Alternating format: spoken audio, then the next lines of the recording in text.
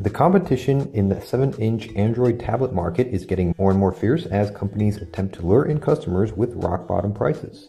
The latest offering comes from Samsung with its third-generation Tab 7.0 slate. While keeping in line with the company's hardware design language over the past 2 years, the look of the Tab 3 7.0 has been slightly altered from the previous generation Tab series and now looks cleaner with less rounded edges. Samsung also decreased the size of the bezels, and as a result, the latest generation Tab 7.0 looks better than ever. The Samsung Galaxy Tab 3 7.0 is built entirely out of plastic, which is glossy and quite the fingerprint magnet. It weighs exactly 300 grams and is a hair under 10 millimeters thick. This allows you to hold the tablet with one hand easily, but as with most tablets, one-handed operation is quite a stretch to pull off. As far as specifications go, the Galaxy Tab 3 7.0 won't win any performance races with its 1.2 GHz dual-core Cortex-A9 CPU, 1GB of RAM, and 8GB of internal storage. The display is of the TFT variety and sports a resolution of 1024 by 600 pixels, which is rather low in this day and age, but understandable considering the tablet's price range. At the front of the Samsung Galaxy Tab 3 7.0 is a rather unorthodox combo of 3 hardware buttons. On the left, there are the microSD and SIM card slots. While on the right is the volume rocker next to the power lock button. Finally, at the back, there's a 3 megapixel camera bundled with a 1.3 megapixel front facer used for video chatting. The Samsung Galaxy Tab 3 7.0 runs Android 4.12 Jelly Bean with the traditional or Samsung TouchWiz UI coating on top. You get all the TouchWiz UI widgets, additional lock screen options, power saving options, and a lot of user interface additions.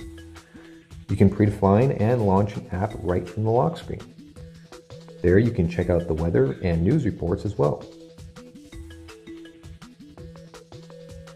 Past the lock screen greets you the usual home screen, which supports up to 7 home screen panes. You can rearrange them or remove them depending on your needs. Since there's a SIM card slot in the Galaxy Tab 3 7.0, you can make and receive calls.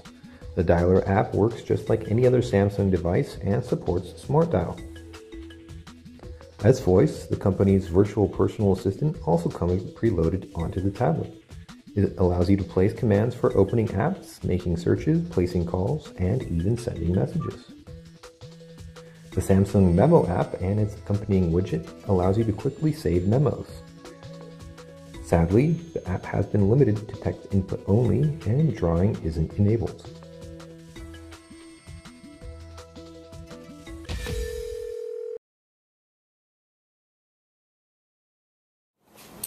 Hey there guys, I recently took my truck in for an oil change. The service guy there recommended I should change the plugs on the vehicle. It should have been done at 100,000 miles. And when I did my timing belt on the truck, I did not change it. I'm about 123,000 miles on the vehicle. And I had asked the guy what it would cost to get them changed there at the dealer, and he quoted $87 for the plugs and $100 on the service plus tax. So I told him to hold that thought. The truck uses Iridium plugs, which is basically a long-lasting plug. They're pretty expensive, but if you think about what you're getting out of them, it kind of makes up and pays off in the long run.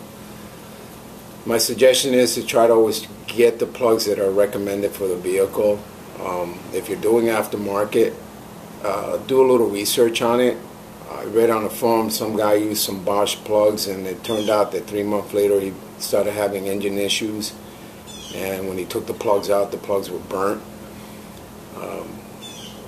So best to always do a little research before you go right into changing these. I personally think you can save yourself the money in doing it yourself. The only cost is going to be your plugs. So anyway, I'm shooting this little video so you guys can get an idea what it's like. Stay tuned. Okay, so these are my plugs. They're Toyota recommended. You don't have to get those. You can get something else. But just remember, make sure you research on your aftermarket plugs, that they are going to be the ones that are going to work. I have a 5/8 magnetic spark plug removal. You are going to need it. Some kind of a long extension because you're going into a deep well to remove the plugs. And then you have a 10mm socket, which you're going to need to remove the little bolt on the side of the coil, because each plug has their own individual coils. And then I threw some extra sockets here, obviously in case if I need something else I need to remove out of the way. This is basically all you need. Oh, and you're also going to need a compressor. You're going to probably say, why? Well, if you're going into the wheel well, the well of these plugs, which are located right here, you want to make sure you blow out any dust particles or any debris out of that well before you throw it in the new plug, so it doesn't end up going into your cylinder. Some guys will do it and others won't. I'm going to do it just to play it safe. Okay, so the first thing I'm going to do is remove the wire off of the coil. Sometimes you may need a little screwdriver to pry it off. I've not touched these in a while. So there you go.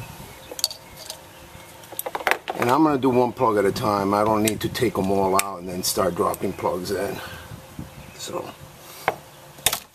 there we go. I have to break off the nuts. They're on pretty tight. The other thing too is you want to make sure you don't drop your screw down on the floor. So I'm going to put my hand here. There we go.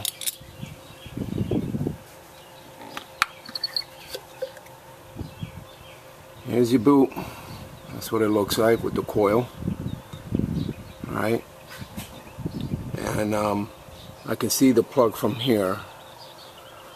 So what I'm going to do is I'm going to bring the camera down so you can take a look down at the wheel. The well. And if you can see that in there. It's a little sunny here, but anyway, that's what I need to get to down there. I just looked at my compressor and the damn bolt on the regulator stripped out, so I gotta change that out, but I'm using a vice grip to tighten it up. This is just so I can blow the dust out of the spark plug well. Little details. Alright, so I'm gonna blow out whatever's in there. It should be clean, but I'm not gonna run the risk on it. So that's all you need to do, and I'm ready to take that plug out. Okay guys, you're going to turn these plugs counterclockwise. Okay, I already cracked it before I actually put the camera to start. You want to make sure you're going the right way on this, so it's going to be counterclockwise on the plug. Otherwise you end up stripping the threads and then you run into bigger problems. It's a little tight yet.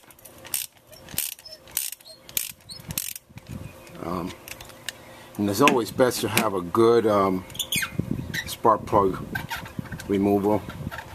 This one here is magnetic. Oh, I didn't get it all the way in.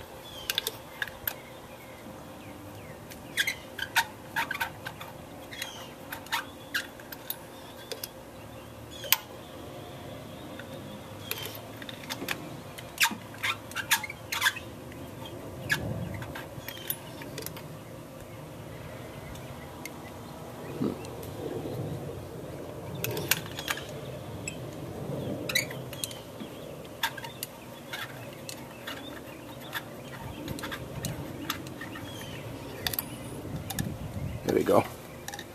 Took a little longer. I didn't realize there's a long thread on it, but it's what the plug looks like. And like I said, this whole socket is magnetic. I mean, look, it just grabs everywhere, but it works well. Now, most people will ask, all right, so what is the gaps for the spark plugs? These are already pre-gapped from the factory-wise, so I'm not gonna mess with the gaps on it, even though you should really check in case. But I'll tell you that the majority of the times I've changed plugs that are pre-gapped and they protect it with this little cardboard sleeve. Usually it's pretty much on target. So this is what a new plug will look like in comparison to an old plug that has been used. This one already has 100,000 miles, so I'm just basically going to go ahead and drop a new one in there, and then I'm going to change them all out. I'm not going to bore you guys with the details of how to change each individual plugs, because basically what I show you on the first step of it is going to be throughout the whole thing. Unless I find something that has to be removed, then I will go ahead and videotape that again. Okay, so just like I said, it's magnetic. I will show you the first plug that I'm going to put in. I'm just going to go in gently until I find myself in the opening, and I'm going to thread gently just to make sure that plug catches. You don't want to cross thread your plug.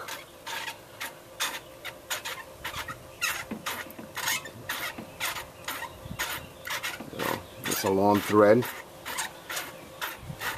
So I'm going to do it all by hand until it singes down. So right now I can't get any more. What I'll do is I'll get my wrench and I just give it a nice little snug, and I'm done with this plug. Okay, I'm done with this one side. This last plug, I had a little problem getting that little wires off the coil. It's important, guys, that you do not pull from the wires. You need to nudge that whole plug using the plug itself. If you pull on the wire, you run the risk of yanking a wire out of its slot, and then you open a can of worms. So we're done with all the 4 plugs here. I'm going to go on the other side. Okay, we're on the opposite side, and this is your number 1 plug. It is right next to the relay fuse box. You're going to have to use some kind of a swivel on your socket in order to get here. Otherwise, you got to remove this whole thing out. I didn't want to do that, so just be very careful when you break the seal on the plug. It's kind of tricky if you're not done a flexible elbow on this, but it can be done. Alright, this last plug was a little more of a challenge. And just to let you know, you got these lines here that gets in the way with your wrench. You cannot move that. I don't care what anybody says. And you can't afford to break them neither. So what I had to do was, first of all, the plugs in this motor are super tight. So you really need a good kind of a breaker wrench, which I've been using. So I was able to sneak in my spark plug removal just by itself without any kind of coupler or anything like that. And then this wrench I'm using here, you can elongate it to shorten and make it longer, you see? Which is nice. It gives you that leverage that you need. I mean, this thing gets really big if you want. So what I did is give me a second here, let me just retract this back. I put the handle long enough so that I can break the seal on the plug, and here's what it looks like when it's retracted back in its place. And I was able to take that plug out. Now for me to get to tighten that plug, I already threaded, is that I'm gonna have to use a shorter wrench. I don't need the breaker bar anymore, or breaker wrench, whatever you want to call this,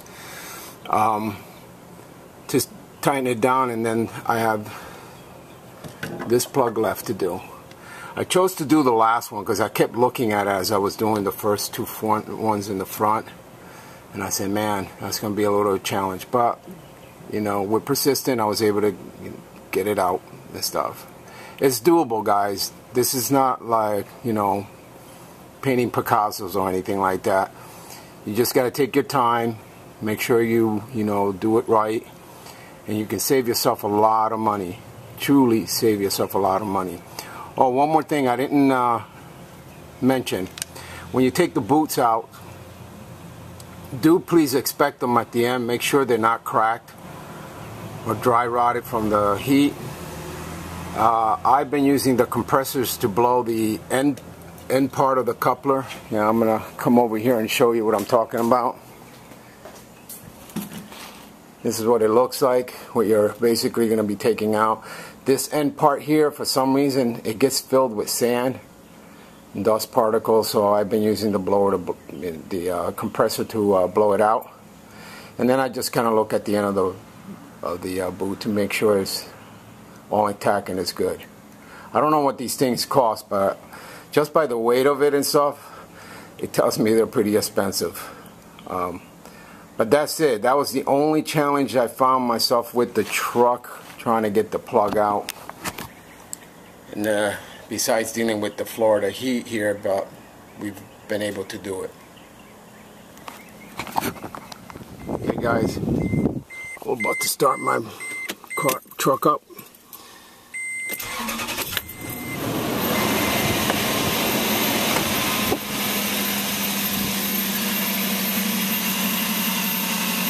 There you go. Plugs are all changed. I should be good for another 100,000 miles on it. And like I said, guys, you can save yourself a lot of money if you do it yourself. Just take your time. It's not all that difficult to do. Thank you for watching and stay tuned.